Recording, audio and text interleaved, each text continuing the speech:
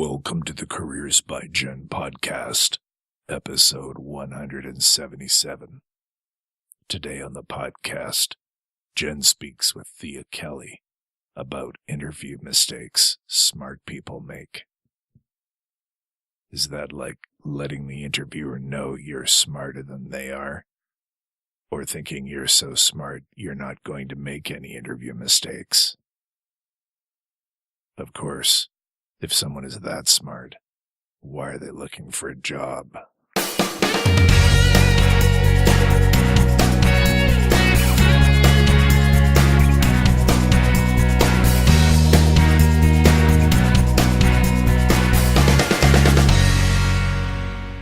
You're listening to the Careers by Jenn podcast with me, Jenn Swanson, the podcast that helps you to get the job, love your work, and advance your career. Interview mistakes that smart people make. I consider myself to be fairly smart, and I know that I've made some of these interview mistakes.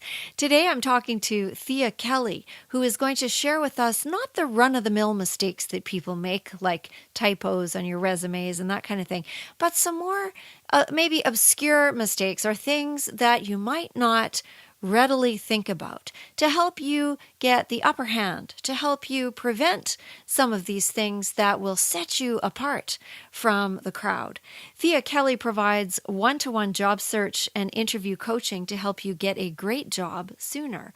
Drawing on 20 plus years of experience in career services, in writing, editing, and coaching, she has facilitated career breakthroughs for job seekers in a wide range of occupations and industries. She helps job seekers overcome barriers such as age discrimination, gaps in work history, and the challenges of transitioning into a new field. Thea Kelley is the author of Get That Job, the quick and complete guide to a winning interview, which has been positively reviewed by Forbes and is available on Amazon. From her office in the San Francisco Bay Area, Thea serves clients throughout North America. And so we're going to find out some of those mistakes that you can prevent right after this. Are you procrastinating? Do you want to start a job search but aren't quite sure where to begin? Is it all just a little overwhelming? At Careers by Jenn, we have a 5-day Jumpstart Your Job Search Challenge to help you get unstuck and move toward finding your dream job. Every day for 5 days, you'll receive an email to your inbox that asks you to complete one task. Every task you complete moves you closer toward your goal. The best part about this challenge is that it's absolutely free. Come over to careersbyjenn.com and you'll see the 5-day Jumpstart Your Job Search Challenge on the right-hand side of the screen. Click on the image of Jenn, sign up with your email address, and you'll be 5 days closer to reaching your goal. Why wait when you can get busy?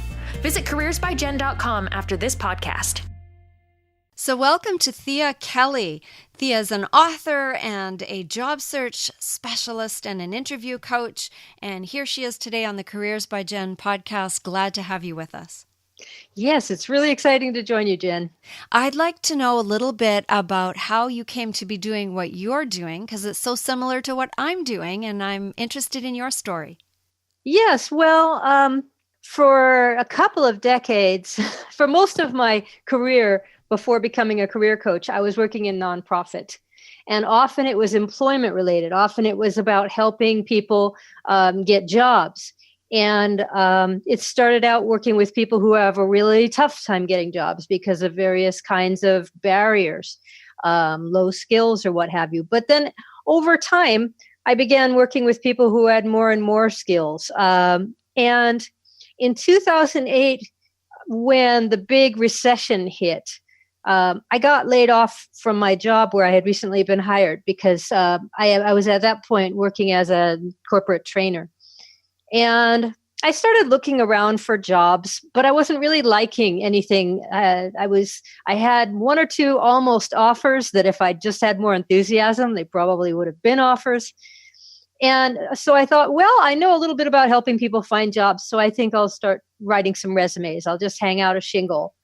And then I started also coaching people about job search. And very soon I realized I would really much rather just go on doing this and not get a corporate job again. So ever since 2008, I've been in business for myself. also working with some other organizations, like there's a division of ADECO called Lee Hecht Harrison that helps people find jobs when corporations are laying off a bunch of managers. And so I would go in and do trainings for them and whatnot. But this is now my big final career because I love it and I have no desire to go back to anything else. We're talking today about interview mistakes that smart people make. So let's jump right into the topic. Yeah, sure. And so the reason I call it interview mistakes that smart people make is because I don't want to just give you the easy stuff, the obvious things like don't be late or be sure and turn off your phone, because I think everybody listening already knows that. So there are some things that I have seen top executives make these mistakes, and even people who've already studied job search or who have been to coaches before. So these are things that are maybe a little more subtle, maybe a little more difficult. And let me just start with one of the most important things is very often people will waste what I call the first impression answer. They get asked that first question, something like, tell me about yourself or walk me through your background.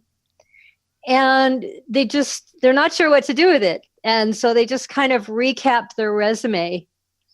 And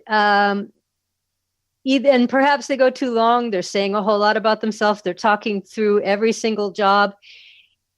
And so the first impression that the person gets, that the interviewer gets, is kind of mixed and muddled. It's too many different things for anything to really stand out.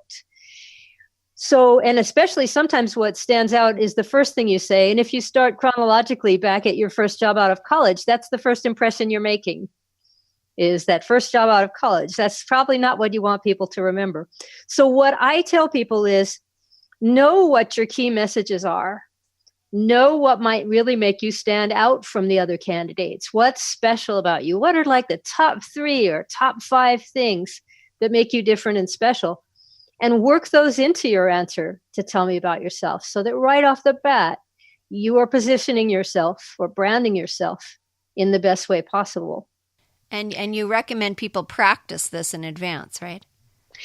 Yes. And it is important how you practice it, because what you don't want to do is write a word-for-word script and say that over and over again until you go into the interview and you sound completely canned.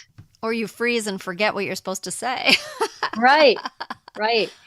So what you do want to memorize is just what are your talking points. So you should write down an outline of maybe your top 3 or top 5 points you want to make.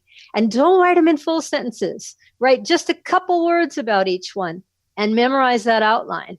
But then practice putting it into fresh words every time. You look at the outline and it's like you have a skeleton and now you're going to put the meat on it. And it's a little bit different every time. And that way you'll sound fresh in the interview and yet you won't forget those top things that you wanted to be sure and say. That's great advice. So that's number 1. That's don't waste your first impression. What would the next thing be? I think the next one would be make sure that those top points, those top selling points, or whatever you want to call them, that they have what I call REV, R-E-V. That's an acronym. And the R is for relevant. So whatever it is that you think is one of the top things that'll make you stand out, make sure that it's something that's really in demand, that it's really one of those big things that the employer is looking for.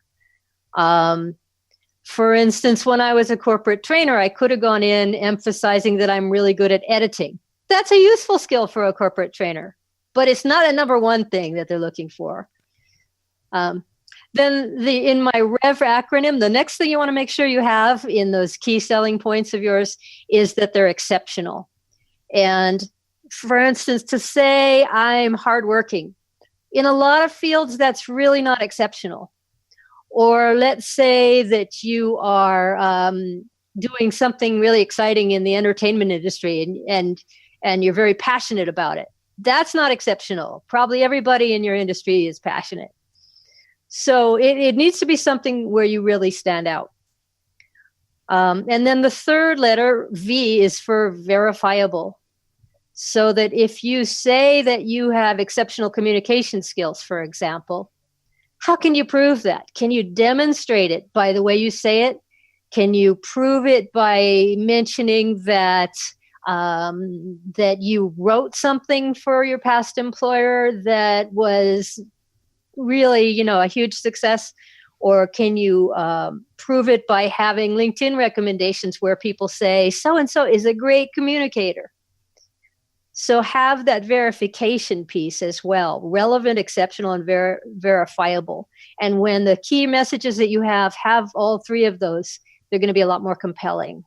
Now, what do you do with things like interests or hobbies? Some people have on their resumes, they have additional interests, etc., and they happen to be passionate about those, but they aren't relevant to the position. Right. Well, usually those probably are not doing you a lot of good on your resume. But coming back to the interview topic, are they a good thing to mention in the interview? I wouldn't emphasize it too much. It depends on whether they suit your brand, what kind of thing they say about you. For instance, I was working with someone recently, but I don't want to use the example in a way that'll identify them. But let's say that one of your interests was something very athletic, like running marathons. That can be useful and to mention in the interview, especially if you're over 40. Over 50. And if you are kind of trying to combat some sort of ageism that may be going on or stereotypes that the interviewer might have. So mentioning things like that can show that you have that vigor. That's very sneaky and strategic. I said, that's very sneaky and strategic. I love it. Yeah. Or if you have interests that are kind of techie, then mentioning those can also combat age discrimination.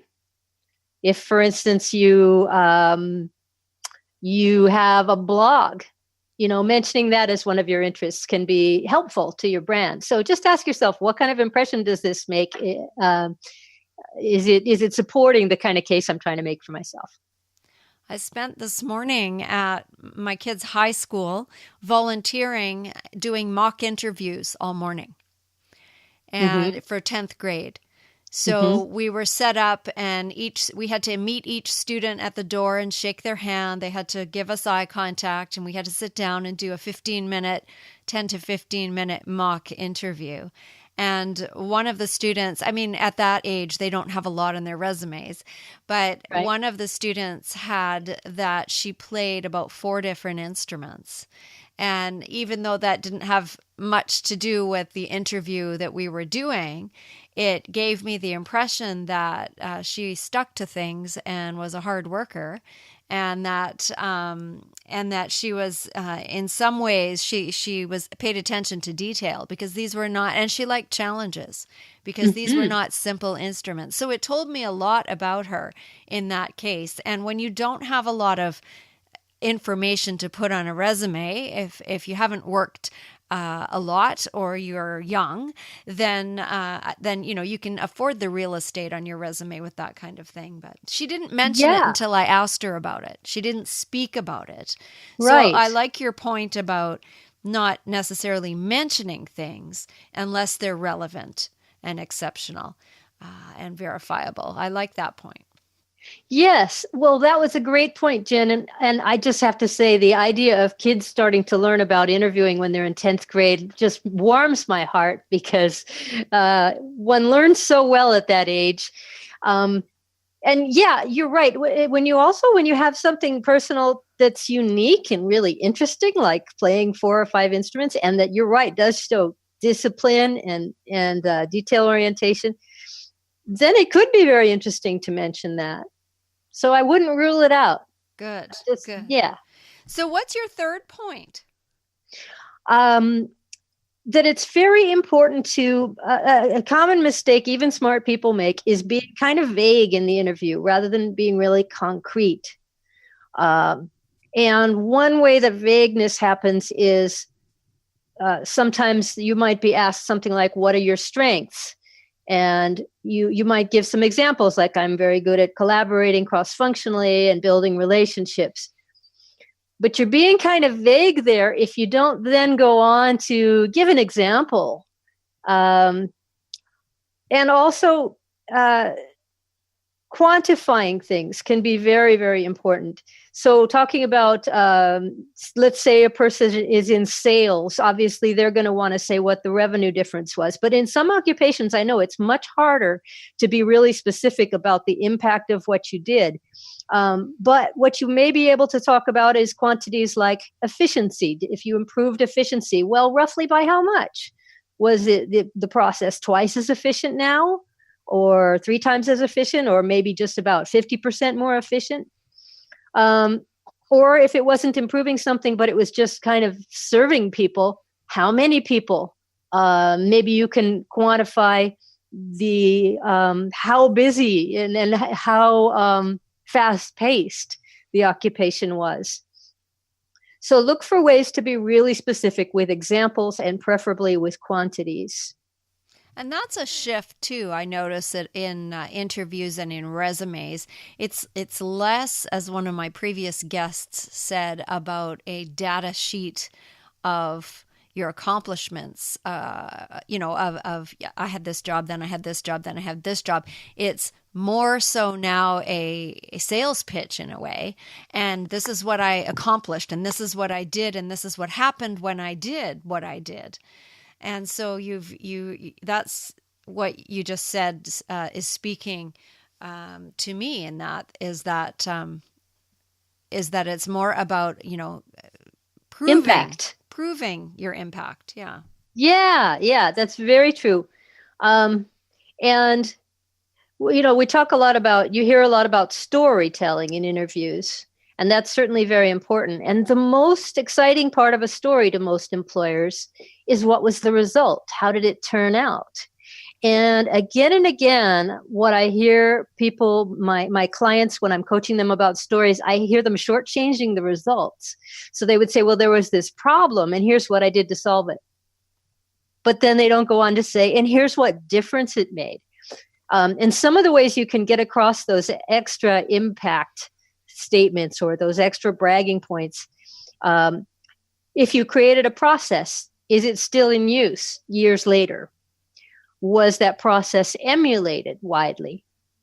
Maybe you created a manual just for your department, and yet it wound up being borrowed by lots of other departments. That kind of proves how good it was and how much impact it had. Were you given any kind of bonus or recognition or award? Don't be modest. Do mention that. And sometimes the recognition is informal, just in the hallway. Somebody says to you, oh my God, we've been needing somebody to do that for years, and you've just made my job twice as easy.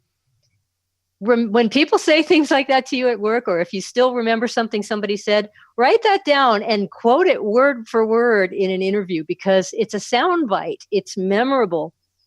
And if you find that you don't have much to say about the impact of what you've done, that you know it was good, but you don't quite know how, seriously think about asking some past and present coworkers to give you LinkedIn recommendations.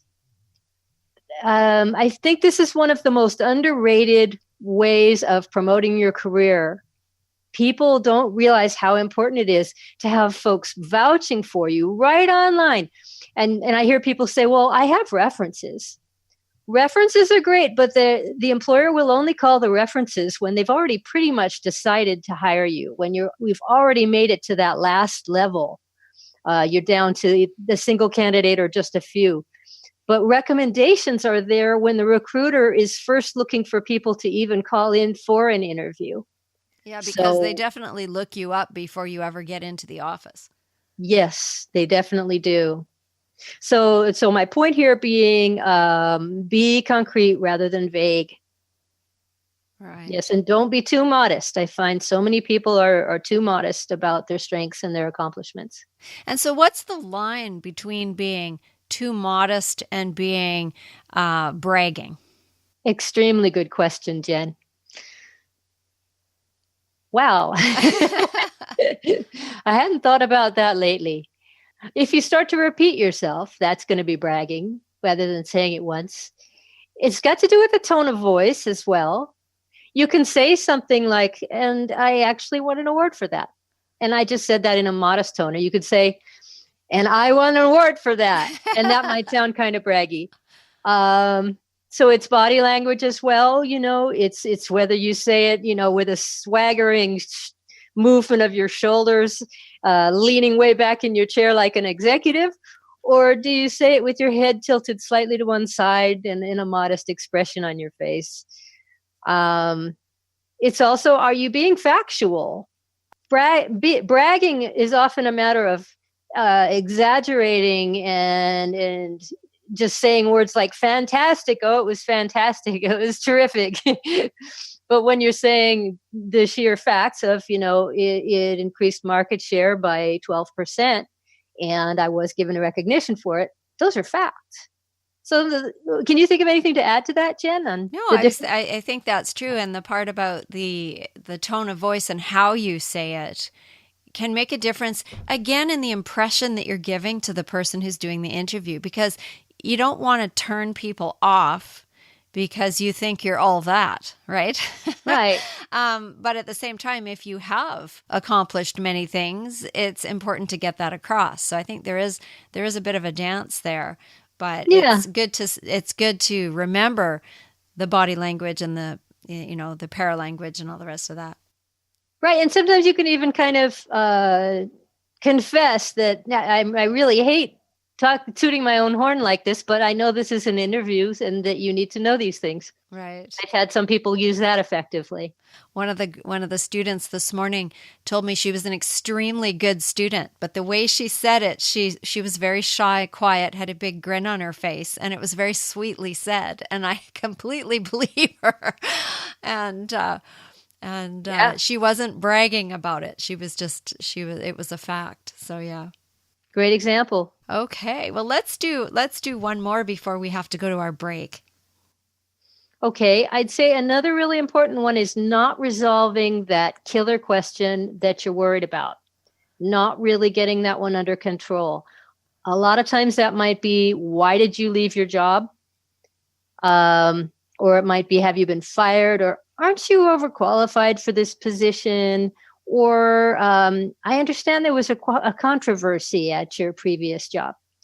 Whatever it is that you're afraid of them asking and or you're not sure how to answer, you need to really work that out. One thing is get advice. And if you can't afford to work with a career coach, at least go online and research what people are saying online. Don't take the first answer you see because, you can't believe everything you see online. But if you look at 5 different websites talking about that question and 4 of them are saying something similar and also it passes the gut check, it makes sense to you, you may be on track towards solving your problem. Another thing to do is get some help. If nothing else, talk to a buddy or somebody who is highly professional in your field. But don't just put it off. Don't go for months and months struggling with that question before you get help with it. And that I've had happen way too often, where someone comes to me saying, I've been looking for a job. I've been doing interviews for 7 months and I've had 12 interviews and none of them have resulted in offers. And I'm coming to you for help. And I think, I wish you'd come to me after 1 month. No kidding. No kidding. Yeah. I know that people often ask me when I'm doing interview coaching about what to say about gap time. Yeah. So let's say somebody has been unemployed for 5 months or 6 months. By the way, 6 months is where you're starting to be considered long-term unemployed. So if you've just left your job a month ago, spend 30, 40 hours a week looking for your next one. Don't take 3 months off and then spend 10 hours a week. But say you've got that gap. One thing someone recently said was, I haven't been doing anything for the last half a year. But what she actually had been doing was relocating to the States and working out some visa issues. And she also had been doing a project on the side.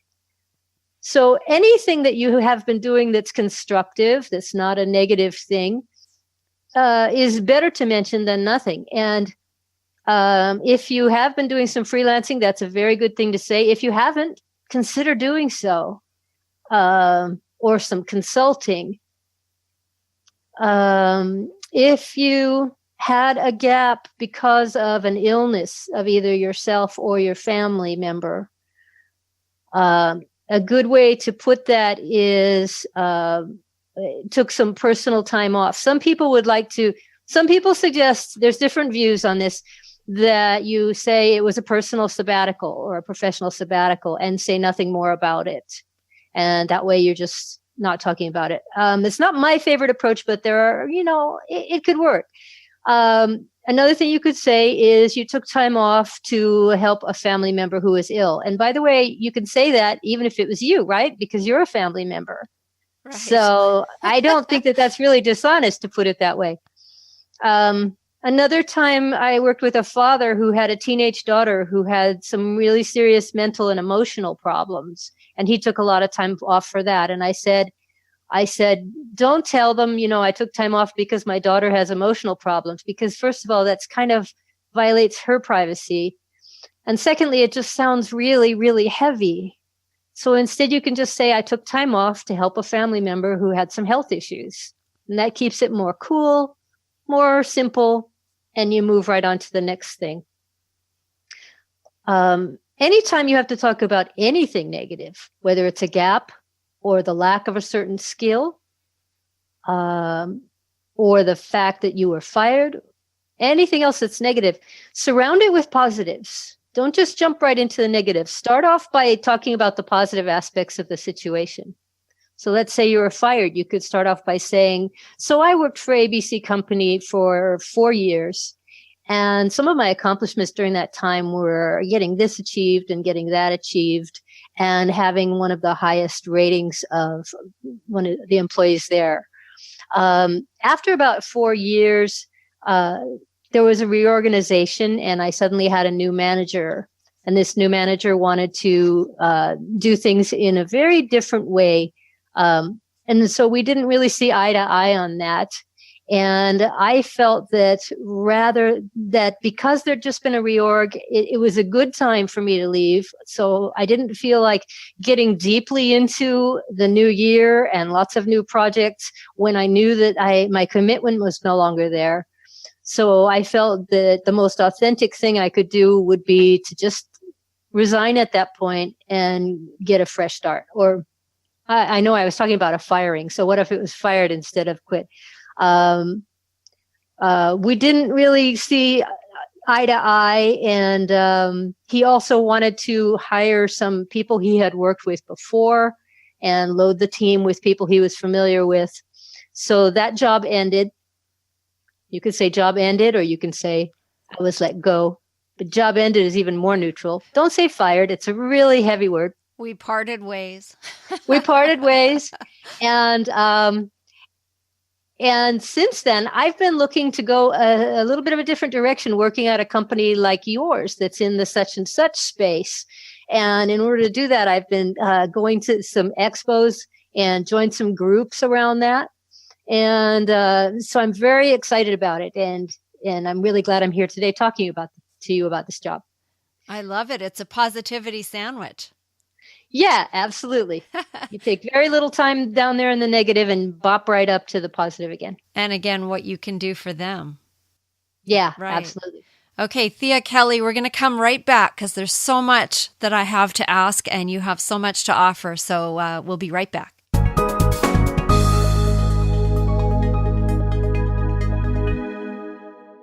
Do you want someone to listen? Do you need help setting goals for yourself? Do you want someone to keep you accountable for your progress and to ask good questions that will help to move you toward your success? Have you got a resume that you want reviewed or updated? Do you need help deciding what kind of work you'd like to transition into? If any of these sound like you, I've got some coaching spaces open at Careers by Jenn, and I would be happy to work with you to achieve your goals. From a single session resume review to multi-session career or life coaching, there are several packages to choose from. Go to careersbyjen.com, click on online programs, and you will see the coaching packages on the courses page. Select your package and let's get started on your future today. Thea Kelley is an author and a job search expert and an interview coach, and we're talking today about interview mistakes that smart people make. So, Thea, what do you have next for us? Well, you might not think of this as a mistake, but not getting nervousness under control. Because I know a lot of us feel like, the very, very nervous about interviews. And a lot of us feel like, well, that's just how I feel. I don't know how to do anything about that. But there are things you can do about it. And you need to get that under control. So one thing you can do about it is just generally getting much better prepared in the ways I've been talking about. The more prepared you are, the less nervous you're going to be. But another really useful thing you can do that most people never think of is simply practice being calm at the interview. How do you do that? You imagine an interview in your mind as vividly as possible, including what you would be wearing. Imagine yourself walking into the place. And throughout this, imagine yourself doing it in a relaxed way. So imagine how it would feel shaking hands with that person when you're first introduced and having a really nice feeling of camaraderie right off the bat. Giving them a good look in the eye and feeling a good vibe coming back and feeling surprisingly confident and calm as you walk to that person's office with them. And they invite you to take a seat and you sit down and your body feels loose and relaxed. And so you go on and on like this, imagining what you would feel, see, hear, and think. And if you do that vividly, imagine that vividly, it will have an effect on how you feel when you go to the interview because you're programming your unconscious mind, which is where the nervousness is coming from. The nervousness is not an intellectual choice. You're programming your unconscious mind to expect to be relaxed and calm in the interview. So it really works. Try it. It's a visualization technique. I love it.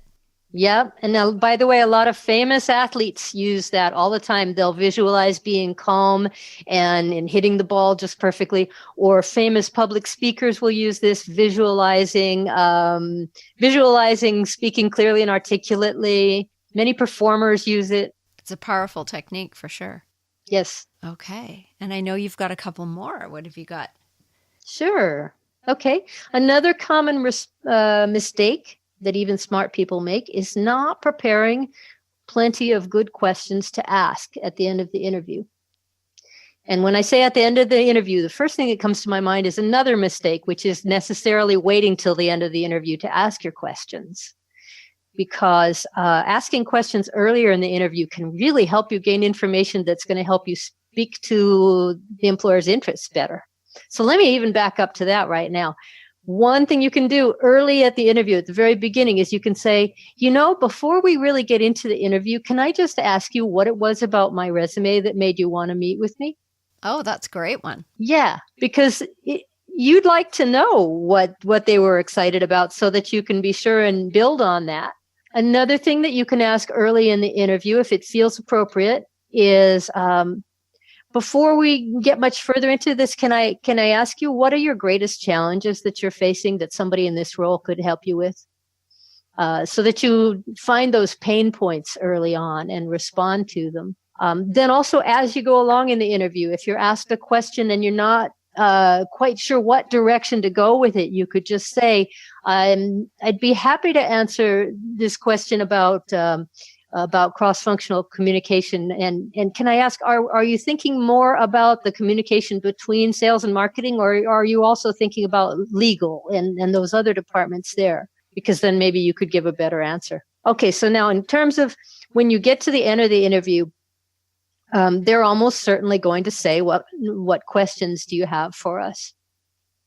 And the worst thing you can do is say, I don't have any, or even, I had some, but you've answered them already, which comes across almost the same way. And the impression that gives is that you really aren't that interested. You haven't thought about this all that much. And that's, of course, the last impression you want to give. So make sure you have, I would say, going into it, about 10 questions on a piece of paper written down. Because while you may not want to look at notes much during the interview, it is pretty acceptable to say, I have a few I jotted down. Do you mind if I just get out my list? And you're not going to probably ask all 10 of those questions. That would probably be imposing too much on their time.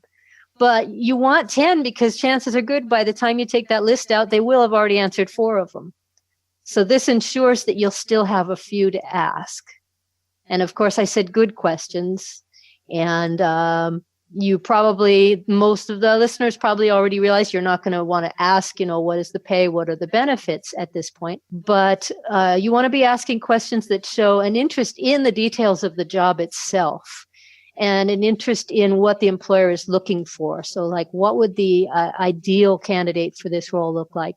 Or what are the most crucial things, that the person in this role needs to accomplish in the first 3 months and in the first year? Questions like that. So that makes good questions really impress interviewers. I've very often had clients come back from an interview and say, he really liked the questions that I asked. That's helpful because I suggest that as well, and offer a number of questions for people to use. But it is a good idea to also be listening well enough. And if a question comes up during the interview that you don't feel you can jump in and ask right at the moment, I also suggest that people are able to write down a note in their notebook that they've got with them to be able to ask that at the end as well. Yeah, that's another mistake some people make, is not having a notepad with them. What looks really nice are those integrated sort of folios that have room for a notepad and a pen in them. And you can bring one of those. And it's good etiquette to say when you get it out, do you mind if I take some notes? Absolutely. Almost always they'll say yes, but it's just good etiquette. Another thing that a mistake that a lot of people make is not having enough stories to tell. And the reason you need stories is partly to answer behavioral interview questions, those questions that start with words like, tell me about a time when. But even when you're being asked a question that's not behavioral, something like, what is your approach to blah, blah, blah, or how would you handle blah, blah, blah, or what's your experience with blah, blah, blah, it's still really useful to be able to sprinkle in some stories, because it makes what you're saying so much more real, so much easier to picture. And if the employer can actually imagine and see you on the job, doing a great job, making a difference, they're going to remember that much better than if you just kind of talked in generalities and abstractions. And the mistake people make is they think, well, I've got 5 really good stories, I'm done. 5 stories is probably not enough, especially in today's interview processes where you often have many interviews. You might go in and spend the whole day being interviewed by 6 different people. And if you're telling the same exact 5 stories to each person in turn, when they all get together and compare notes, it's sounding like you are very canned. You just have only prepared a few things. You don't really have a vast wealth of memories of accomplishing things at work. So I would say have at least a dozen stories, preferably even more. And when I say this to my clients, they often say, how am I going to come up with that many stories? I don't remember that many things, specifically that I've accomplished. So here are some great ways to come up with lots of them. One is look up lists of behavioral interview questions online, and you can probably come up with 100 behavioral interview questions that way. And if you only have good answers to 25 of them, super, you now have 25 stories. Another thing is look at the job postings for the jobs that you're interested in, and they will be saying we need somebody to do this and that and the other thing. So just look at that and ask yourself, okay, when have I done this, and what did I accomplish, and did I have a success story there, or this other thing? Do I have a story there? Another thing is look at the things that you can consider to be your key selling points or your top strengths, and ask yourself, what stories do I have that prove these things? And you may already have a few stories either present on your resume or implied on your resume. So by doing all of this, you can probably come up with well over a dozen. And write them all down. Don't expect to just remember them. Give each one a title, a unique title that only applies to that story. And then when you are about to go into an interview and you have a little extra time of sitting in your car or sitting on the train, you can just look through all those titles and very quickly get all those stories kind of bouncing around in your head so that they're ready to use. So lots of good stories. Most people in most job seekers have become aware that it's good to tell your stories in kind of a problem, action, and result format. So remember to do that. And like I said, don't shortchange the results. Those are the bragging points. That's where you earned your money. Jenn, I have maybe one more thing I could go into. Sure. And then I think people will have heard a good collection of the smart mistakes that they are no longer going to make. And now they're going to be way above most other job seekers. So the last one I want to mention is the mistake of thinking that the interview is all about proving you can do the job, which is competence. And I want to borrow something here that I got from Lee Hecht Harrison called the 3 C's of interviewing. So it's partly about proving your competence, and it's partly about chemistry.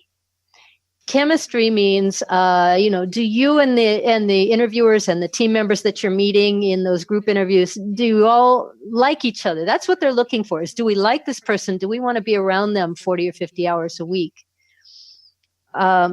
And so how do you establish that chemistry? Well, one thing is to be ready to make small talk. And I hear immediately some groans in your audience from people like me thinking, I'm not that great at small talk. Okay. So one little tip I want to give you is there's a great video, by the way, on YouTube called Build Relationships with Small Talk, starring Steve Dalton. Build Relationships with Small Talk. And what he points out in there is, one thing is there are these 3 great questions you can ask somebody to make small talk. One is, how's your day going so far? That's a good one to start with. Secondly would be, how did you come to be working here? And another would be, what are you working on lately? So have a few good questions like that to ask. And then also notice whether the other person wants to do a lot of chatting or whether they want to be kind of concise and get right down to business, and mirror that. If they're chatty, you be chatty.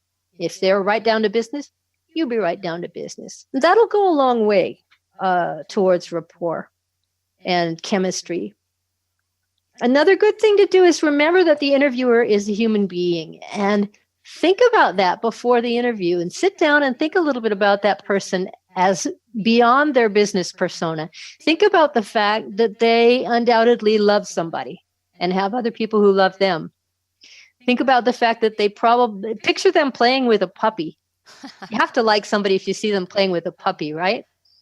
Imagine that you have been working with them for a year and you've got this really nice camaraderie. You've got this great working relationship. Just sort of look ahead and feel that as if it were already a done deal. So having thoughts like that, and remembering to kind of come from the heart and, be human and realize that that person is a person, and probably they're just as nervous about the interview as you are. And they're just as hopeful that you'll get the job as you are, because they would love their search to be over. Okay, so I said 3 C's, and we mentioned competence and we mentioned chemistry. The third one is compatibility with the company culture. So one thing they want to see in the interview is, for instance, we are a startup and our culture is all seat of the pants, and everybody's a leader. Everybody's entrepreneurial. If you have a problem, solve it. Don't expect there to be an official solution that your boss is going to hand down. So if you're interviewing in that kind of environment, be prepared with examples of how you've done things like that, and companies you've worked for before that were like that, or things about your personality that just fit that, and be ready to talk about that. Or if you're going into a company that is very formal and has a lot of hierarchy, you can talk about how you do things in a very, very organized way, and how you like to check your ideas with other people and understand the company's approach to doing things, and have examples of that. So keep in mind those 3 C's: competence, chemistry, and compatibility with the company culture. Absolutely crucial, I think. It sounds like there's a lot of preparation work, and in the tips that you offer to prevent these mistakes. And I recommend also that the person spend a lot of time preparing before they ever walk into the interview space. Absolutely. And a lot of other people don't do that, so you can stand out if you're the one who does. There's no winging it. Or well, you could wing it, but you probably wouldn't get that far. Yeah, I don't really recommend winging it unless you have to. I mean, if you literally find out that today that you have an interview tomorrow and you have 0 time to prepare, but then the thought is, don't wait till you have an interview. You can prepare weeks or months in advance just in case. Can you tell us about your book, Thea? Yeah. So my book is called Get That Job, The Quick and Complete Guide to a Winning Interview. And it is available on Amazon. So I'll repeat the title, Get That Job, The Quick and Complete Guide to a Winning Interview. You don't have to type all that into the search line. You could just type in quick and complete interview and you'd find it. Or Get That Job, Thea Kelley, and you'd find it that way. And it's been reviewed as excellent on Forbes. They called it excellent. And it has a 5-star rating on Amazon. And like the title implies, it's quick and complete. It's an easy read, is what a lot of folks are saying about it. And where can people find you? Oh, okay, great. So my website is jobsearchandinterviewcoach.com. People can find me there, and there is a big button there that says Contact Thea. You can contact me for a free consultation to talk about your situation and find out if there's a way I can help you and how that might look. And I also have a blog of job search tips, and it's very factual. It's not a sales pitch. It's very useful information, and the name of that is greatjobsooner.com. So greatjobsooner.com and jobsearchandinterviewcoach.com. And what's your last best piece of advice? I told you, Jen, I was going to leave one, and I didn't. I got to all of them. Last best piece of advice. It would be to remember to sell yourself with each and every answer you give in the interview. So that even if the question seems to be about your boss, like tell me about your favorite boss, the question's really about you. And so plan out an answer that speaks to what kind of person you are. If they ask you, what are your strengths? Don't just tell them 3 strengths, but make sure that they really see and believe those because of the examples you give and the way you describe them, so that every answer is really making you look like the right person for the job. Thanks for taking the time with us today, Thea. This has been a jam-packed episode, and I'm sure the audience will be thrilled to listen to it. Great. Thanks, Jen. It's been fun. You've been listening to Careers by Jenn with Jenn Swanson. If you like what you heard, please share this. If every single person listening today shared this episode with just one friend, our audience would be twice as big just like that. And the more people we can help with our content, the better. So help out a friend and help grow our audience by sharing this show with someone you know who would benefit from the content. If you haven't subscribed yet, please do that, and together we can make a difference. Until next time, take good care.